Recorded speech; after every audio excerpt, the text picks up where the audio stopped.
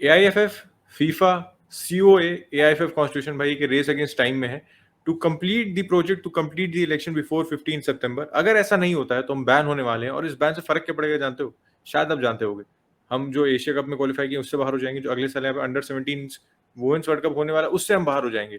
तो 21 तारीख को फाइनल हियरिंग है, 31 जुलाई तक सब मैटर रैप अप करना है, उसके बाद इलेक्शंस करने हैं।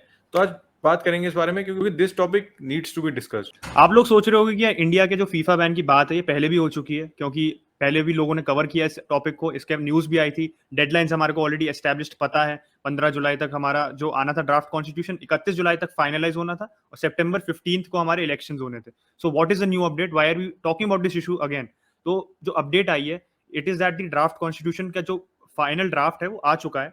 उस पर काफी टॉकिंग पॉइंट्स आए हैं, काफी लोगों ने कंट्रोवर्शियल पॉइंट्स उठा के रेस किए हैं कि भाई ये चीज गलत है, वो चीज गलत है। तो वो चीजें गलत क्या है, एंड क्या ये टॉकिंग पॉइंट्स और ये एक तरीके से कह सकते हैं जो ऑपोजिशन आई है ड्राफ्ट कॉन्स्टिट्यूशन को कुछ पॉइंट्स पे, does this lead to a ban coming into place? तो अगर आप लोगों ने आज इंडिया का जो ट्विटर स्पेस है, इंडियन फुटबॉल का ट्विटर स्पेस है, देखा होगा काफी एक्टिव था आज। Lot of people were tweeting, retweeting, posting things about the new draft constitution. तो सबसे इसमें प्रोमिनेंट थीम यही थी कि पीपल आर बिलीविंग दैट जो आईएसएल है उसको सेकंड दर्जे पे डाल दिया और जो आई लीग है उसको फर्स्ट बना दिया। Basically the roles have been reversed. जो हमारी लीग्स के जो स्टैंडिंग्स थी, टॉप लीग आईएसएल थी, now the I League is the top league. ऐसा बिल्कुल नहीं है। दैट इज आप कह सकते हो कि एक मिस रीडिंग करी है लोगों ने of the constitution. The actual wordings of the constitution ये है कि जो नई लीग होगी, जो टॉप लीग होगी इंडियन फुटबॉल की, that is going to be managed, controlled and organised by the AIFF. तो अभी जो हमारी आईएसएल है, ISL is controlled by the FSDL और आईएमजी रिलायंस। तो ये दोनों अलग प्राइवेट एंटिटीज हैं, ये प्राइवेट कंपनीज कंट्रोल करती है। इसमें एआईएफएफ का कुछ से नहीं है, क्योंकि AIFF is a football body और ये दोनों आपकी प्राइवेट बॉडीज हैं। और आप लोगों को पता होगा, हमने काफी पहले वीडियो बनाया था, तो साल 1.5 साल से ज्यादा हो गया उसको बनाए हुए। हमने बनाया था कि बेसिकली जो आई लीग का और आईएसएल का जो रोड मैप है और जो मास्टर एग्रीमेंट साइन हुआ था, उसमें that was sign between AIFF and IMG Reliance.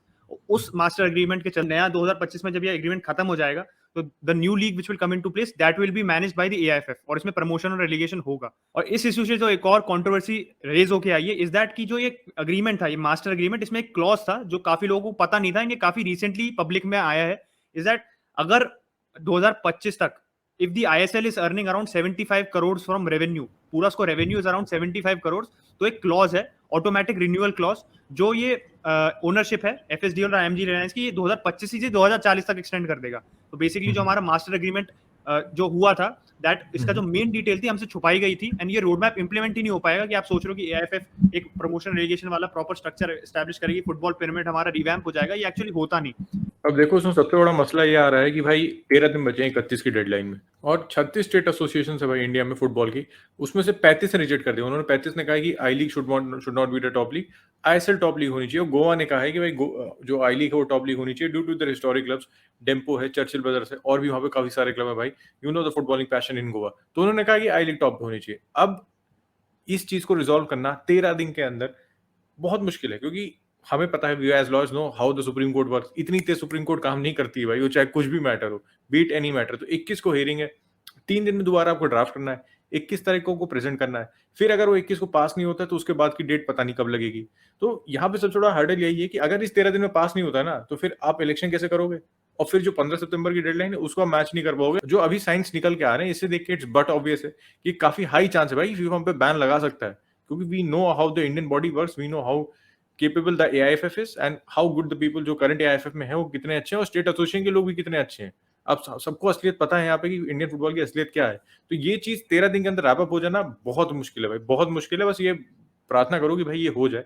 और एक ही दिक्कत है, इसके अलावा स्टीमा के कॉन्ट्रैक्ट एक्सटेंशन पे बात चल रही है, that is also problem for us, वो रिन्यू करेगा नहीं करेगा। और इस सिचुएशन में अगर हम बैन हो जाते हैं तो भाई स्टीमा क्यों रिन्यू करेगा? Why would he manage a team that has new future, he is not gonna play in international competitions. वो अब इंटरनेशनल मैनेजर है, इंडियन टीम का मैनेजर है, इंडियन टीम कहीं खेलने ही नहीं वाली, तो क्या वो फ्रेंडलीज खेल के करेगा जो कि भी फीफा से रिकॉग्नाइज नहीं होंगे? तो स्टीमा रिन्यूइंग एक बहुत बड़ी दिक्कत है। लेकिन अगर आप स्टीमा को रिप्लेस करना चाहते हैं, basically if you want to go into the sports management, our sponsor for today's video, Kuku FM, and their audiobooks has you covered.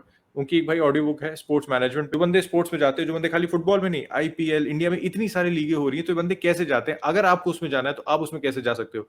उसके अलावा यहाँ पे भाई बहुत सारी ऑडियो बुक्स हैं जिससे आप अपनी बेसिकली हर चीज में अपनी नॉलेज बढ़ा सकते हो। And the best part is कि भाई आप इनको सुन सकते हो, आप इनको मेट्रो में कहीं जा रहे हो, आप गाड़ी चला रहे हो, आप कुछ भी कर रहे हो, you can listen to it as a podcast. And एक काम करते हुए अपने अपनी नॉलेज अपने आप को अपग्रेड कर रहे हो भाई।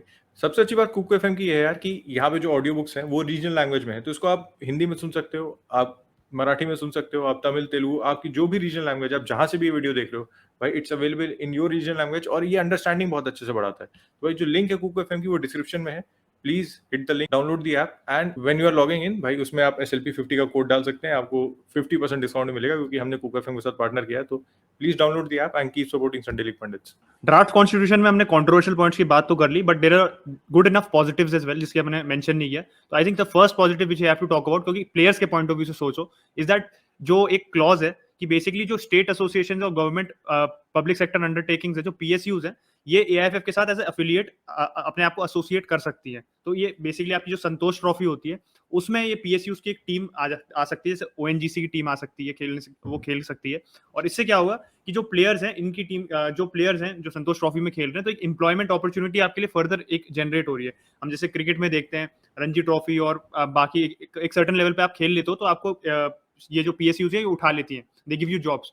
तो फुटबॉल में ऐसी अपॉर्चुनिटीज बहुत कम थी, एंड ये अपॉर्चुनिटी आती है तो एक बेसिकली जो होती है ना, एक बैरियर है फुटबॉल का, जो बहुत पेरेंट्स मना करते हैं क्योंकि भाई आप पैसे नहीं कमा सकते फुटबॉल में, आप फुटबॉल में स्कोप नहीं है। तो एक तरीके से सेफ्टी नेट प्रोवाइड करता है, एंड पेरेंट्स को भी एक सेफ्टी देता है कि हाँ भाई अगर उनका बच्चा जा रहा है, खेल रहा है, and they are able to play in the Santosh Trophy, तो वो किसी PSU से उठाए जा सकते हैं, उनको एम्प्लॉयमेंट मिल सकता है इन केस अगर वो फुटबॉल में they are not able to make a career in football. तो एक काफी अच्छा पॉजिटिव है।